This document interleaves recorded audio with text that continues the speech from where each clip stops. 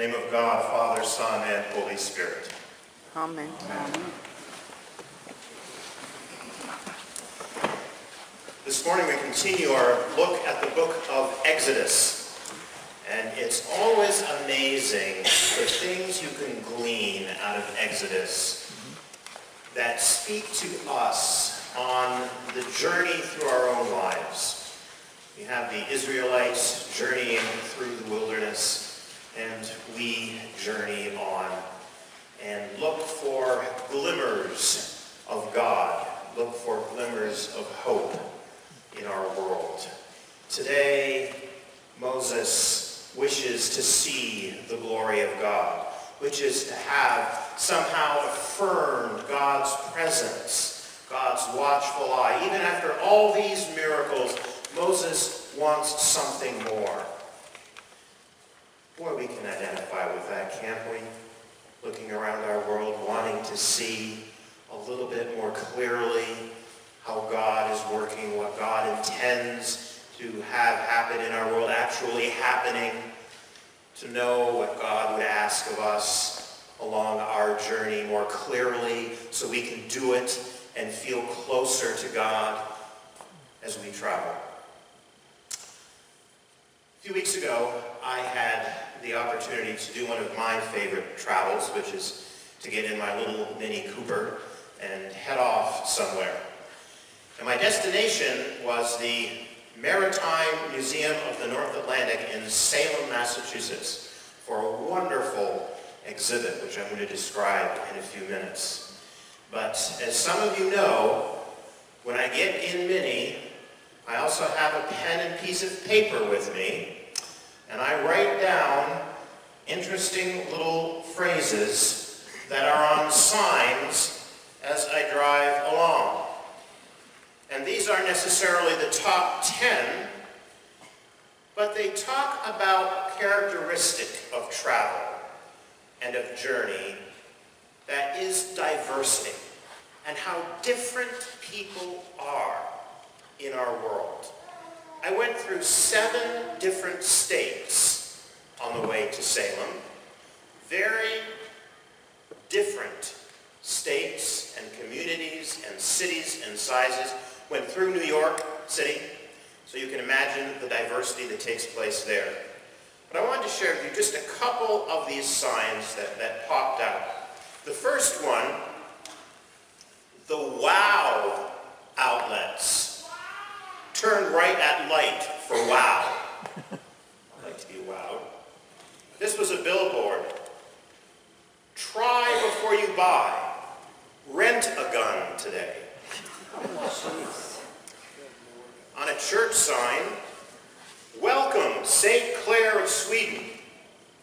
St. Clare died in 1253, so I don't know who they're welcoming there, but someone's going to show up.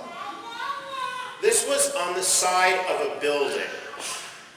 Live girls, free beer. This one was built into a church sign. It said, the Bible, inspired, absolute, final, period. Right?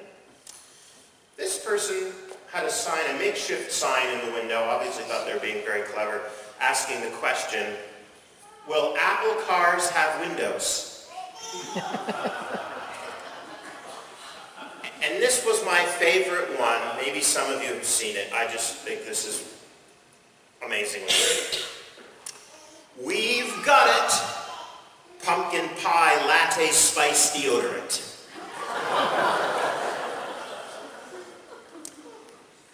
Diversity. Going up to the museum was an adventure for me because there was a special exhibit on the history of North Atlantic passenger travel. Now, there was a day when if you wanted to go from America to Europe or Europe to America, it was the only way to do it. They called it the only way to cross. And museums from all over the world actually sent historic objects to build this display, this series of galleries. For instance, The Queen Mary Museum in Long Beach, California sent pieces of the Queen Mary. The Titanic Museum in Halifax, Massachusetts, or Halifax, Nova Scotia, sent large pieces of the Titanic down. Cunard from England sent the largest model of the ship Queen Elizabeth that exists, 24 feet of mahogany, 3-ton model. Absolutely extraordinary. And they talked about the engineering of these ships. They talked about how they were advertised. It was interesting. Sir Samuel Cunard was presented by an artist once with a painting, a beautiful painting, which they showed us, of his first ship, the Britannia, and it was being storm-tossed on the sea. And Sir Samuel said, "I don't want it. It's not going to sell my line at all. It may be that difficult to cross, but I want ships that show strength and power and all kinds of images of safety." And there was a display on the decor of these ships, on the food on the ships. Just a very interesting thing. And one of the most unique and unexpected parts of seeing these was how each nation had its own ships in the heyday of transatlantic travel. And they were each known for something. And I brought in some antique postcards from my collection of different lines. You would be surprised to learn that the United States line was all about speed. The United States had to be the fastest ship across the North Atlantic. It had to have that blue ribbon. We're going to get you there. The French line, I picked a postcard of Normandy here, was all about elegance, wonderful food. Elegance isn't necessarily very comfortable, but it's sophisticated. We are the French.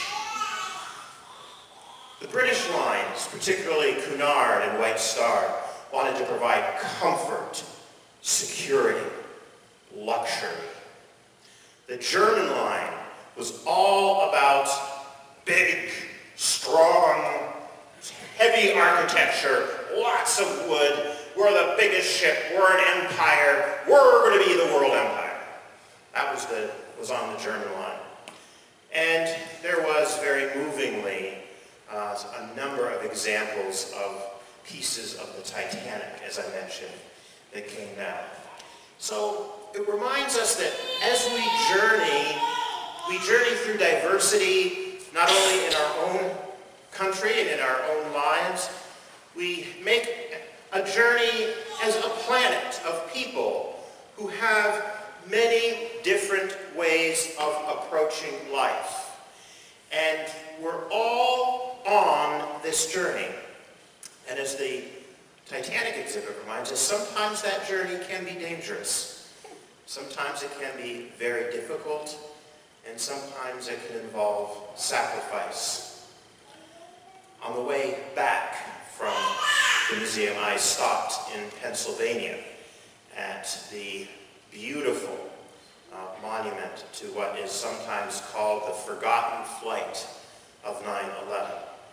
Flight 93, that wound up not in a government building and not in a financial tower. It wound up in a cornfield in almost the middle of nowhere in Pennsylvania, amidst some very common surroundings of barns and small-town America. And that flight is sometimes called forgotten for that reason. But one of the things that we should, I think, never forget about it is that of all the flights, it was the one in which the passengers had a few minutes to know what was going on. They heard of the other planes.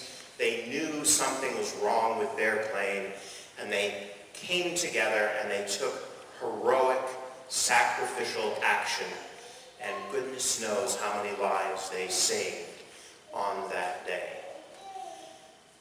Journeys are diverse. We're diverse people. Journeys are wonderful. They're challenging. Sometimes they involve courage and sacrifice. We're probably not going to be called upon to make such a great sacrifice as the people on Flight 93 did. But we can give thanks that they were able to find it in themselves to do that. And they can inspire us along our journey in the many smaller decisions that we make day by day, week by week, and year by year that help us either draw closer to God or not. So my friends, as we travel through this life, let us glean from Exodus all of those metaphors and characteristics that we can. And as we look to be one step closer to God, perhaps we won't see God's face, but we'll see a glimmer of the glory of the kingdom that is to come. Amen. Good afternoon. We were steaming west from the coast of Ireland with nothing out ahead of us but ocean.